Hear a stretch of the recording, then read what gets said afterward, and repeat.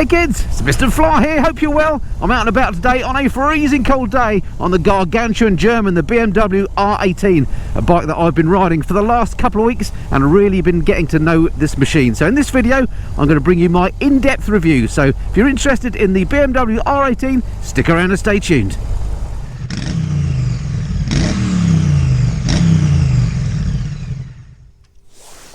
Okay, so as I say, I've been riding this bike as much as I possibly can for the last couple of weeks in all sorts of conditions, on all sorts of roads, in all sorts of hideous weather conditions. I've been recording this set of reviews in the depths of winter, the worst possible time of year possibly to ride a motorcycle, so I think it's been a really good test. And in this video, what I'm going to do is bring you all the things that I've learned about the bike. I'm going to show you what it's like to ride it at night, what it's like to ride it in the wet, what it's like on fast roads, slow roads, all that sort of thing. I'm also going to give you all the lessons I've learned about the bike, the sorts of things you wouldn't necessarily pick up if you just had a 1 hour test ride at a dealer, say, and I'm going to give you all those lessons, the negative things as well as the positive things, and then I'll sum up my overall thoughts on this massive motorcycle.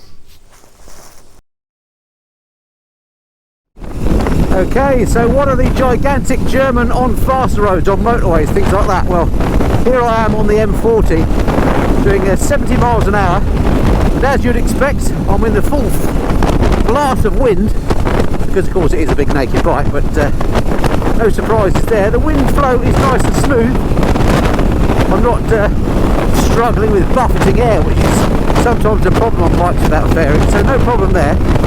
And of course, with the tremendous dollops of torque available on this bike, there's no problem keeping up with traffic. In fact, if anything, the problem is keeping the speed down. I've crept up to 80 again already without noticing. In terms of comfort at these sort of speeds, vibrations have all but disappeared once you get up to these higher speeds.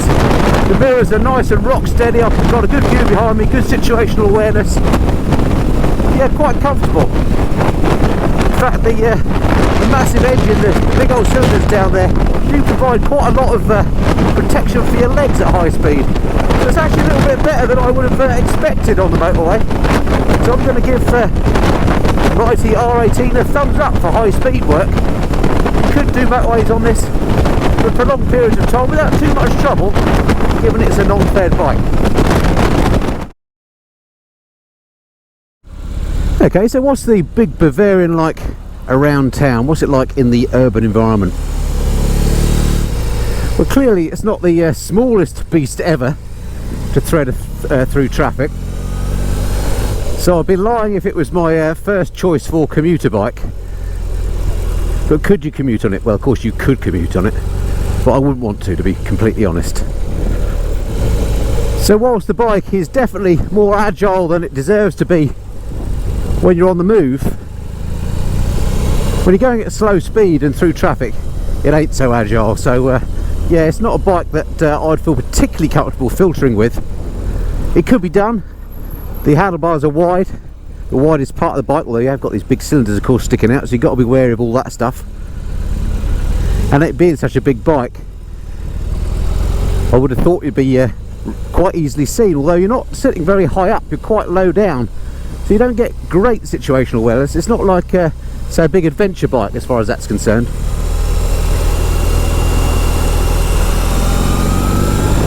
So I mean, I'm only scooting through a little market town of High Wycombe here, which isn't particularly busy today, and it's doable but not ideal. So I think as far as in-town riding is concerned, it's going to be a thumbs down for the R18 for me. Sorry about that BMW, but yeah, not the ideal town bike, but I guess no surprises there.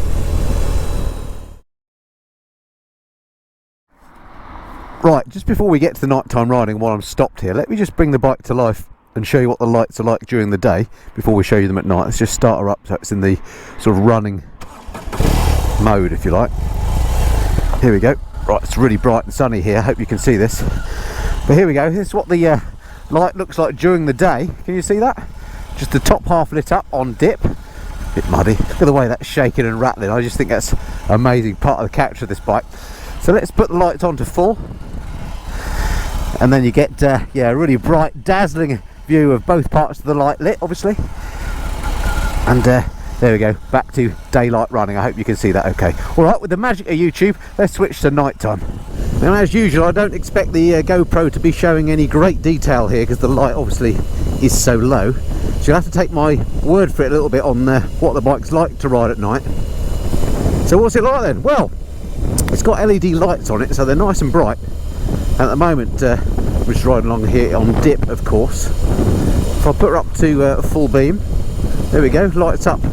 Both seems wider and further ahead, and I can see absolutely, you know, a long way away. It's one of the better lights that I've used, to be honest.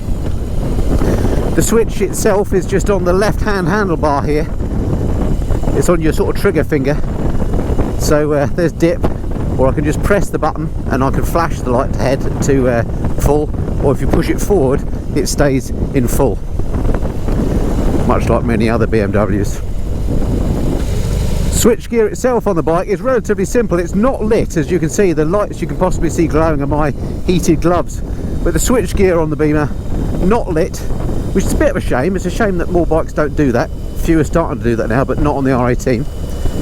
And then the other thing to point out, I suppose, is the instrumentation.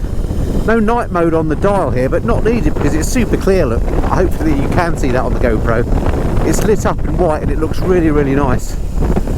It doesn't glare or anything like that. It's nice and clear. The LED portion, white on black, sort of reverse LED or LCD, whatever it is. But it looks clear, that's the main thing. So now I'm just on this even slightly darker lane. Let's go to full beam again. There we go, it lights up the road ahead a treat. So in terms of riding at night, absolutely no issues at all. I'd say it's a thumbs up for the R18 nighttime riding. Okay, on to practical matters then. If you're going to live with the R18, what are some of those little things that might get in the way and be little niggles from a practical point of view? And these are all things that people have asked me specifically to check out about the bike and some of the things I like to do on these in-depth reviews. So first thing, how about pumping the tyres? Now, that's not a hard thing, is it? But bikes do vary depending on the sorts of valves they've got and what the access is like to the tyre. So let's check out the R18. Looking on the back wheel here, we can see that the valve is right tucked in there. Obviously, you can move the wheel around, but it's one of those pointing down valves. It's not an angled one, so you might want to get yourself some angled adapters or get one of those flexi hose things so you can easily get in there, but that looks like that's a bit of a faff to pump up. Normally I'll talk about how hard or easy is it to lube the chain. Of course, don't have to, because we already mentioned we've got the shaft drive on here. No centre stand on the bike either, but you're not going to be lubing a chain anyway, so no issues with lubing the chain on the bike. Next thing, how do you check the oil? Is it a dipstick or sight glass is something that people ask me. No dipstick on this. It's got a sight glass which is hidden right down there. Can you see it in there? And nobody say there's no oil, and it is of course on its side stand at the moment, hence why there's no oil registered. But yeah, so check it with a sight glass. Gonna have to get somebody to get their head under there. It's not, again, the most practical place for it. Why have you got the bike upright just to check it? But so that's a bit of a faff. But anyway, sight glass, not a dipstick. Next up, what's the horn like? All right, let's give that a try. We bring the bike to life by pressing this button here, and then it all comes to life, and the horn's in the conventional position. Let's give it a try. Oh, just take it from me, it was very loud. It's just your standard BMW horn, but it's very shrill, very loud. Another thing that always comes up on these practical bits is what is underneath the seat. Well, try as I might, unfortunately I don't have a manual for this bike. I could probably have got one online if I was that organised, but I can't actually work out how you take the seat off. It's not obvious to me. There's no bits that you sort of unlock and lift off, or at least not that I can see. So can't actually show you under the seat at this point, although looking at it, I can't imagine there's an awful lot of spare room under there. Another thing that comes up often is what about riding with a pillion? Well, as you can see, there is no pillion seat on this one, and no rear pillion pegs either on this particular bike, so didn't get to try it with a pillion, sorry about that. Fuel economy. Now I haven't worked this out, but according to the trip meter on here, this bike has been doing 48 miles per gallon, which pretty good considering it's a 1.8 litre. Next up, people often ask me, what is the seating position like on the bike? So here's a little picture of me actually sat on the bike. You can see my knee is quite bent. That's testament again to that low seat height. It just means you get a bit of confidence getting your feet on the deck. So yeah, seating position, very, very comfortable on this. And then last but not least, while I'm doing the practical points on it, what's it like to clean? Well, I have cleaned the bike. I cleaned it to bring it in here because it was covered in muck, as you can imagine, and I would say there's a lot of chrome, so you've got to love chrome if you're going to have this bike. But cleaning it wasn't too bad. It does seem to attract quite a lot of dirt around the back, you know, the usual places, around the back wheel and around the shaft drive. It looks a bit oily as well, which was odd, but that might just be because it's a new bike. But it's all cleaned up really lovely, as you can see. Actually, the cleaning of the bike wasn't as bad as I thought. I think that's it on my list of practical points. Yeah, that's it. So in these in-depth reviews that I do on particular bikes that I borrow, I usually like to give you a bit of a section about what it's like riding in the rain or in the wet. Well, it's not actually raining at the moment, as you can see. It's just a very cold day. In fact, it's too cold for rain. It actually snowed overnight, There's a little bit of snow still on the fields, but the roads are pretty wet, so I think this counts as riding the bike in slippery, horrible conditions. The first thing that you consider when you're riding this bike on damp, slippery roads like this is, of course, the tremendous amount of torque that this bike has. If you suddenly wind the throttle on, you think you potentially would lose the bat, but of course this bike has got you with electronics, with traction control and ABS, of course, and in that respect it works very well indeed. I haven't had any moments riding on this bike in slippery conditions at all, but of course you do have to be sensible on the bike. Physics will take over if you take the mickey. The bike has got riding modes. It's got rather daftly named rock and roll modes and rain mode. I've got this in rain mode at the moment, as you can see on this splendid little instrument binnacle here, just because it dumbs the throttle down a bit, turns up the traction control a little bit, and on wet slippery days like this it just makes an awful lot of sense. So whilst I wouldn't say the bike is ideal for riding in wet weather, because of course you've got no protection, if it was raining it would all be in your face, it's got the technology there to help you, and if you take it easy you shouldn't have any problems. As you've noticed, I've been borrowing this bike during the depths of winter. It's close to zero at the moment, and although pretty much every ride I've been out it's been quite greasy under tyre, I've not actually had any moments where the bike has lost traction, he says, keeping everything crossed. So I'm going to give the R18 a thumbs across for riding in damp weather. Not ideal, but it's not terrible either, it's doable. That said, of course, you've got to consider what these bikes are built and designed for. No one's going to buy one of these and then willingly go out on a day like this where there's snow on the fields and crud on the roads. This is a bike you're going to ride in summertime in dry weather, so you could argue that this bit of the test and review is a little bit immaterial. Anyway, it's all in the name of entertainment, and don't let it be said I don't ride in all weathers for you.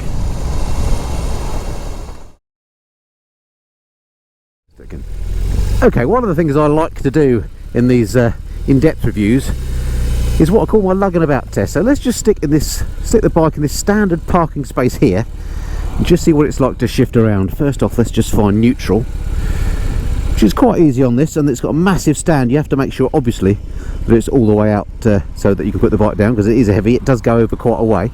Let's kill the bike, turn her off with that. Okay, lugging about then. So first thing with lugging this bike around, so I'm in the sun here, not a great view, is that there's not really anywhere to grab hold of her on the back, because there are no grab handles as such, so you're going to have to get hold of it by the seat. But it is a low bike, so no issue there. Let's just remove my notes. There we go. So yeah, you're going to have to get hold of it. Now I'm in the middle of this parking spot here. I'm going to see what it's like on full lock. So it's a right heave to get off the stand. Full lock, round she goes. And yeah, I am having to push quite hard, and I'm feeling like I'm having to be quite careful. I'm leaving the stand down because I don't want it to go over that critical point where you ain't going to catch it. And yeah, pretty tough to shift because it is heavy. I'm going slightly uphill now and dragging on that stand. Sorry, BMW. Oh, yeah, that's tough.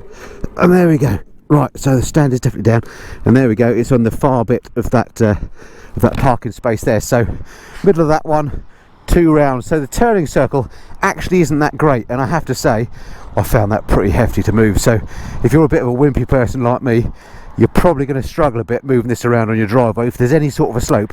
If it's properly flat, you won't have an issue. But yeah, kind of one of my least favourite bikes for the lugging about test. Okay, let's consider then taking the big Bavarian on tour. What would the considerations be if you were pondering that with a big R18? Well, I guess the first thing is luggage. And I'm pleased to say actually you can get some luggage for this bike. In fact, I've got the luggage fitted onto this. Let's just have a quick hop off the bike and I'll show you the luggage I've got on here.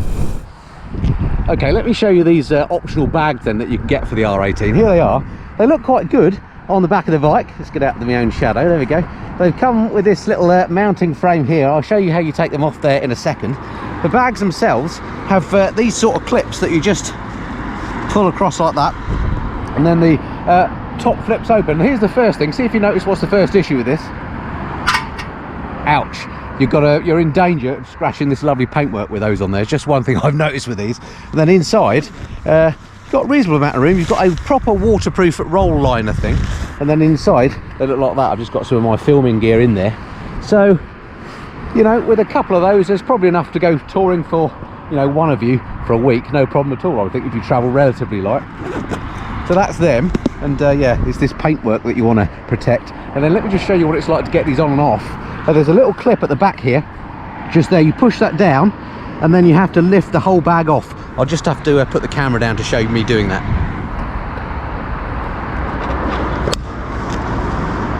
So there we go, pretty easy to take the bags on and off. They just clip on and off very easy. So, and there's the frame that you're left with.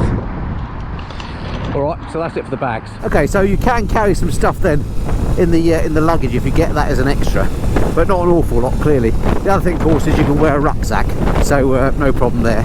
Or indeed, you can strap something to the back seat. So luggage, not so much of an issue. I guess more of an issue for me would be maybe fatigue in getting where you're going. I'm not sure I want to do lots of big miles on this every day. I've been riding this bike now for about an hour, and I'm starting to get a little bit of backache, I think, because of the upright riding position. That's probably just down to me and my physiology. You might be different, but I find cruisers not that comfortable for long distance touring, I have to say. In terms of wind protection, as I've already said, it's quite good actually, so you wouldn't have a problem there. And then the other thing is, of course, I often think the best touring bikes are those that not only will take you to your destination in comfort, but then when you get there you can have some fun. Well, this isn't necessarily the best bike to take on the twisties around the Alps or whatever. Of course, it depends what sort of tour you're doing. If you're touring across the western deserts of the US, then this would be fantastic, but maybe not for doing some of the passes in the Alps. So I think on balance, for touring, I'd have to give the R18 a thumbs down. Sorry, BMW.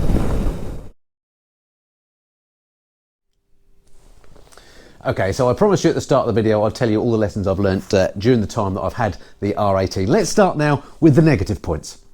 Okay, the first negative point is sort of a minor one. It's sort of a niggle really, and you may not think of this as anything in particular, but I thought I'd point it out anyway, and that is the switchgear on the R18. If we check it out here, it's exactly the same sort of switchgear as you get on any other BMW. If you get yourself an S1000RR, it'll have similar switchgear as this. Same on this side, of course. It's the sort of what I call the PCB switchgear. You press on it and it sort of hits a printed circuit board, makes contact, and that's how it works. It's absolutely fine on a modern bike, but I think on a bike like this, it's just not quite in keeping with it. If you look at all the chrome around here, these lovely brake and clutch reservoirs, the beautiful dial, the shiny bits and pieces everywhere, you then come to the switchgear and it just kind of lets it down because it just looks a bit too modern in my view. So that's the first thing of my negative points about the bike. I think the switchgear is just a little bit too modern for it.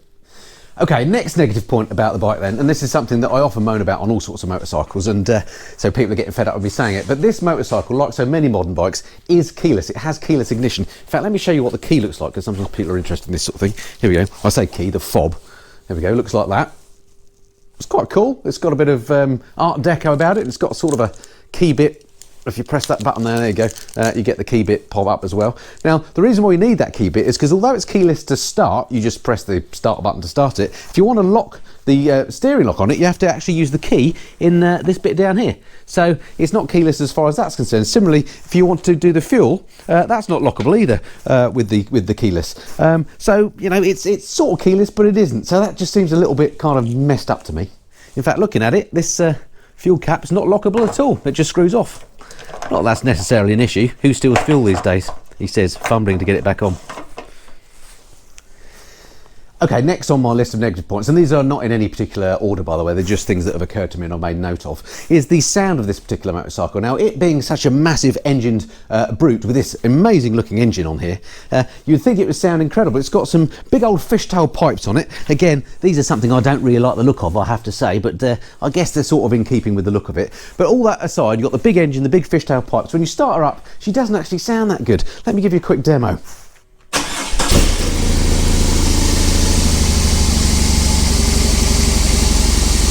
Now, lots of rock and roll, which I quite like, but it's not a very loud or rumbly sounding motorcycle. Now, I know you're only getting this through the microphone, so it's not necessarily fair, but it hasn't got the noise that you'd expect a bike like this to have.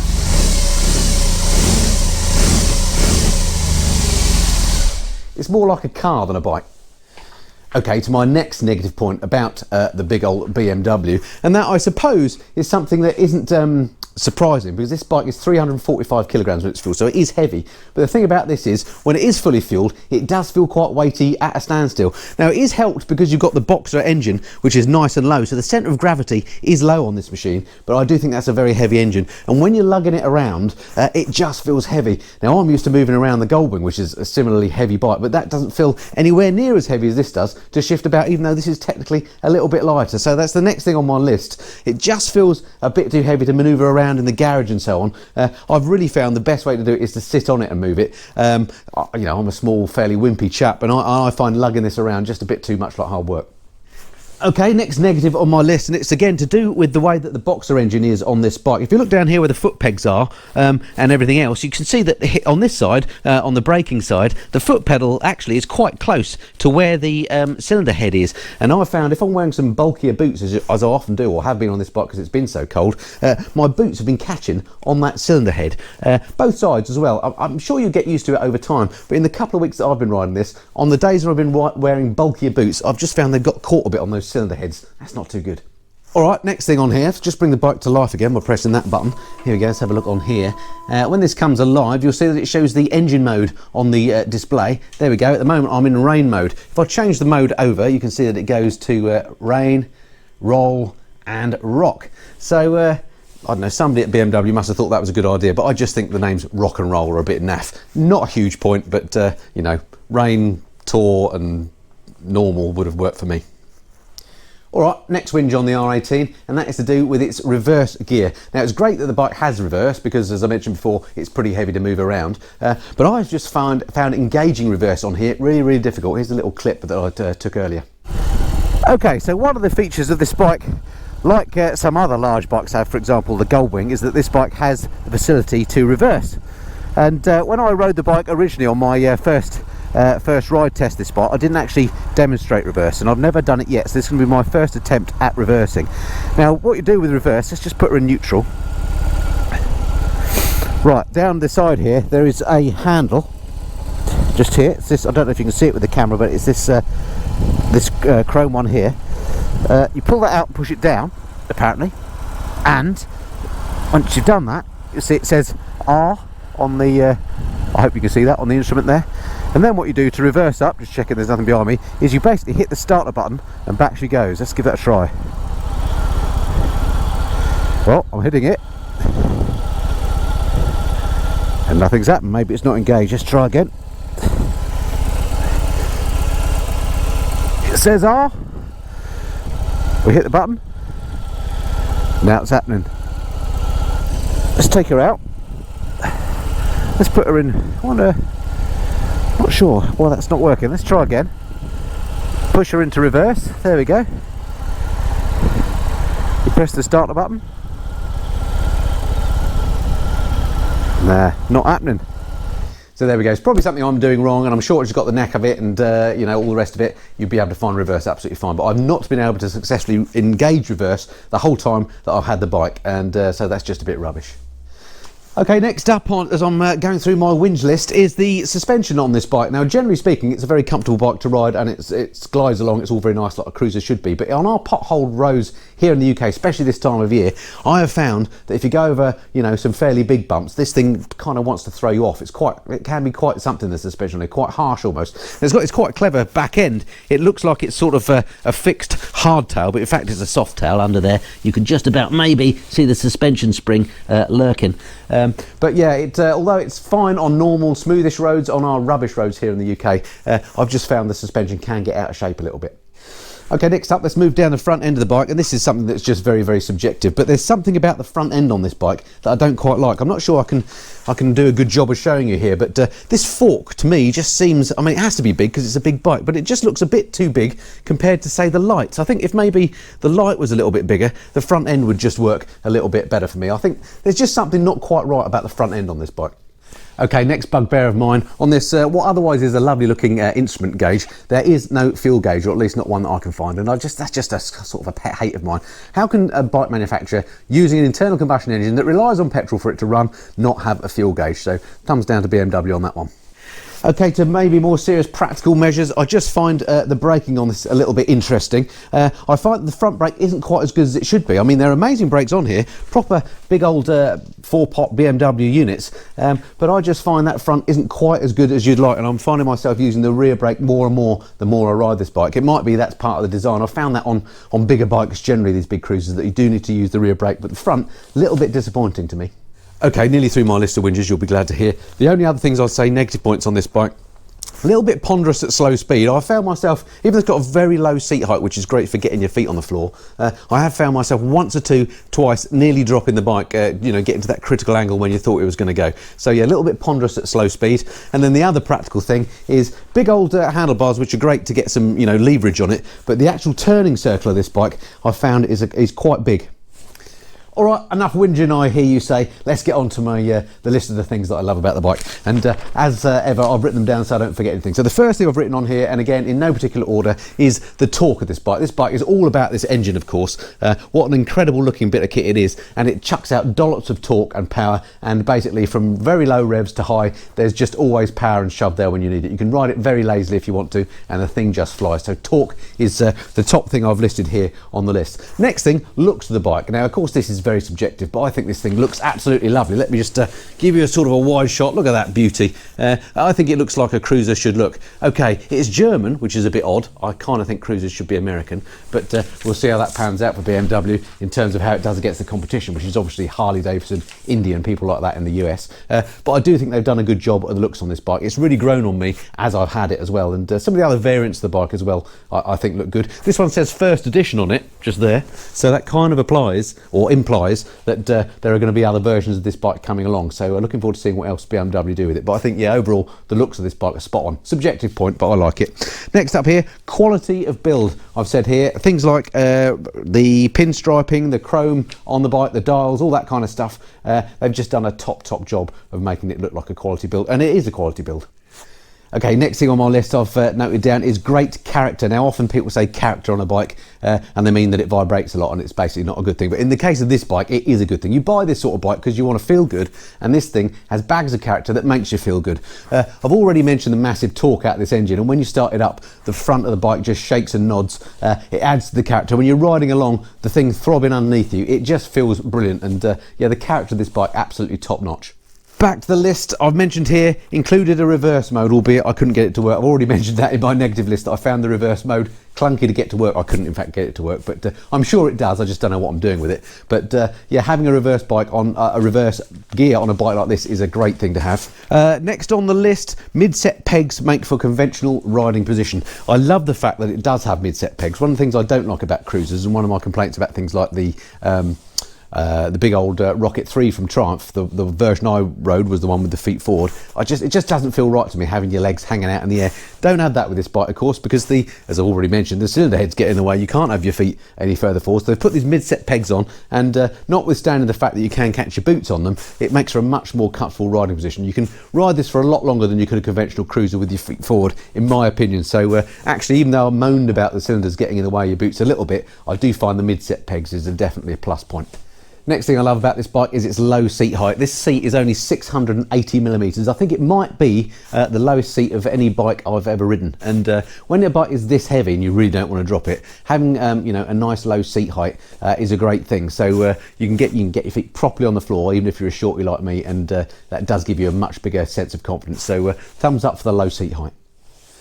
I've already mentioned several times how much I like the instrument binnacle or clock on this. I think it looks absolutely cool and is completely in keeping with the motorcycle. The other thing I quite like about this is that the electronics aren't overdone. It does, of course, have traction control, which you definitely need on a bike that has this amount of torque, and of course it has ABS. It does have those riding modes, and that is about it. So electronics wise, it's got everything you need and nothing else. So thumbs up, electronics aren't overdone on this bike. Something else that I very rarely mention on shaft drive bikes, but that is the shaft drive. This is a plus point on here. It means you've got no maintenance to worry about, no chain maintenance to worry about. I also love the way that the shaft is actually exposed here. How is that allowed this day and age? How did that get past the regulations? I don't know, but that's a cool thing, and I love the fact you don't have any maintenance to worry about. Okay, the final point on my list of the things that I just found were brilliant about this bike. Whenever I rode it, I got off it with a grin on my face, and that has got to be the most important thing. This bike just makes you feel good. Now, if I felt good riding it through a damp High Wycombe with ice on the roads and fog and snow about, you're going to absolutely love riding this in the summer when you've just got on a pair of riding jeans and a light jacket, open face helmet. Let's have no comments about that. But I just think it'll be absolutely a great hoot in the summer as well. So I loved it in the winter. It makes you feel good. That has got to be the most important thing about a bike. So overall, big thumbs up for the bike as far as I'm concerned. Okay, so there we have it. That's my in-depth review of the BMW R18 Cruiser. What an absolutely corking bike. Now, I listed loads of negative things earlier, and I don't want to leave you with the impression that I don't like this bike, because I think this is possibly my favourite cruiser out of all the cruisers I've ridden. I've not ridden loads and loads of them, but this is up there in my top two. This and the Triumph Rocket 3 are definitely my favourites so far, I think. Yes, there are those niggles, but those niggles, you know, are there pretty much for all cruisers, to be honest. It's just the nature of the bike. You've got to kind of decide whether those things I've highlighted are going to be a problem for you or not, and of course take one for a test ride yourself and see for yourself whether you like the bike or not. But my overwhelming impression of this bike that I'll have once it's gone back, sadly, is going to be that I really enjoyed my time with it. It makes you feel great. It's a lovely built piece of kit. It looks beautiful. It would just be a lovely thing to own. So overall, it's a thumbs up for the BMW R18. Alright, so that's it for this time. Hope you enjoyed that. Don't forget, I don't just do bike reviews here on the Missenden Flyer. I do all sorts of stuff to do with motorcycles. I do the odd live stream, I do a monthly bike news, I do trips and tours at home and abroad. Basically, anything and everything to do with motorcycles, I try and cover it here on the Missenden Flyer. If you haven't done so already, do hit that subscribe button, and that way I can see you next time. Alright, until then, this has been the Missenden Flyer. Cheerio.